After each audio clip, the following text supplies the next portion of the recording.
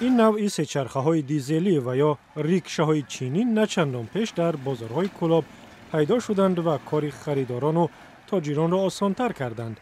سه‌چرخه‌های دیزلی که آن را در منطقه مترولیک نام می‌برند حالا در اکثر بازارهای کلاب دیده می‌شود.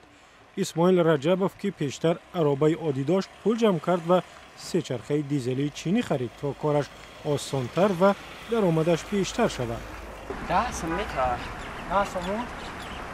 نمیشه 9 سوم.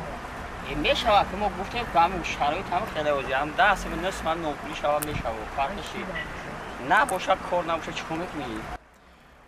کار اسماعیل رجبوف مثل پیش رونق ندارد زیرا بحران اقتصادی در همه ساحه‌ها احساس می شود و مردم هم دیگر بار زیاد نمیخرند که به او مراجعت کنند.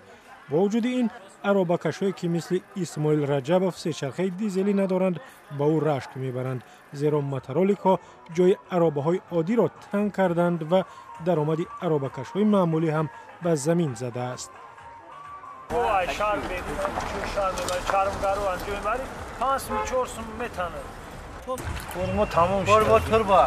سه‌چرخه‌های چینی را در منطقه کلاب عمدتاً در ناحیه واسع می‌فروشند و قیمت آن از 700 تا به 950 دلار آمریکایی می‌رسد.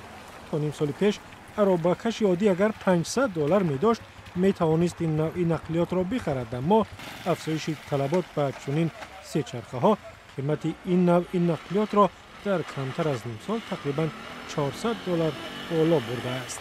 مبلغی که به گفته بسیاری از عربه‌کش‌ها آنها در شب خوابشان هم ندیدند.